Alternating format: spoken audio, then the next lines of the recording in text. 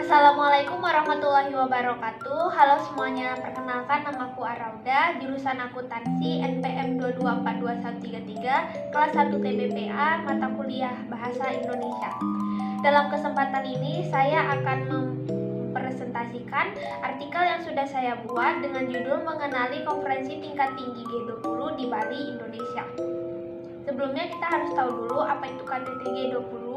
KTT G20 adalah pertemuan kepala pemerintah dan negara anggota G20 yang tergabung dalam suatu forum kerjasama internasional. Tema yang diambil pada KTT G20 pada tahun 2022 adalah Recover Together, Recover Stronger. Pulih bersama, pulih dengan lebih kuat. Melalui tema ini, Indonesia ingin mengajak seluruh dunia untuk saling bahu-membahu dan saling mendukung untuk pulih bersama, khususnya dalam bidang perekonomian serta tumbuh dengan lebih kuat dan berkelanjutan. Selanjutnya adalah G20. Apa itu G20? G20 atau Group of 20 merupakan forum kerjasama multilateral yang beranggotakan 19 negara dan satu lembaga Uni Eropa. Karena anggotanya mempresentasikan 2/3 dari penduduk dunia. Selanjutnya, negara yang termasuk dalam G20 sendiri termasuk Indonesia, ada Amerika Serikat, Australia, Argentina, China, Kanada, Meksiko, Arab Saudi, dan lain sebagainya. Selanjutnya, apa sih manfaat bagi Indonesia sebagai presidensi G20?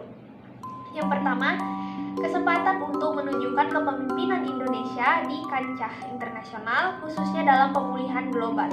Yang kedua, pertemuan-pertemuan G20 menjadi sarana memperkenalkan pariwisata dan produk unggulan Indonesia.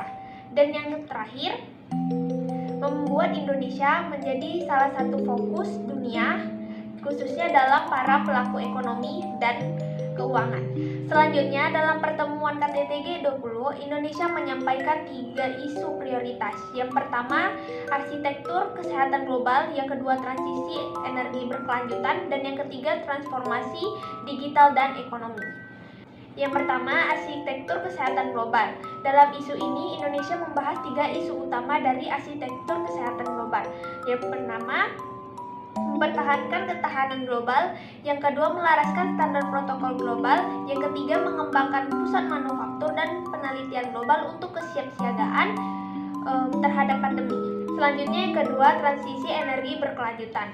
Nah, dalam hal ini Indonesia juga membahas 3 isu utama dari transisi energi berkelanjutan ini. Yang pertama, ada mengamankan aksesibilitas energi, yang kedua peningkatan teknologi bersih dan cerdas, dan yang ketiga peningkatan pendanaan energi. Selanjutnya yang ketiga, transformasi digital dan ekonomi. Nah, Indonesia juga membahas 3 isu penting dari transformasi digital dan ekonomi tersebut. Yang pertama ada kesetaraan akses digital, yang kedua literasi digital, dan yang ketiga ada lingkungan digital yang aman. Selanjutnya, apa sih dampak ekonomi bagi Indonesia setelah menggelarkan KTT G20 di Bali, Indonesia? Yang pertama, menurut Menteri Keuangan Sri Mulyani Indrawati, gelaran G20 menciptakan kontribusi sebesar $533 juta atau sekitar 7 miliaran lebih pada PDB Indonesia. Yang kedua, peningkatan konsumsi domestik sebesar 1 triliun 7 miliar, dan yang ketiga, rangkaian KTT G20 itu melibatkan UMKM serta tenaga kerja sebanyak 33.000 orang. Baiklah, tak terasa sudah sampai di bagian kesimpulan. Jadi KTT G20 ini merupakan agenda terpenting bagi Indonesia untuk tahun ini. Kesan-kesan baik untuk para delegasi ini pastinya akan berdampak positif bagi Indonesia, mulai dari kerjasama antar negara, impor suatu barang, dan juga ekspor suatu barang, dan juga hubungan terhadap masyarakat global.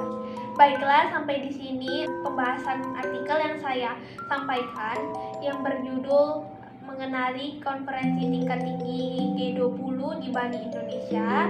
Kurang dan lebihnya saya mohon maaf, dan jika ada kecepatan dalam membaca saya mohon maaf karena ingin mengejar waktu yang maksimal. Video ini terisi 5 menit.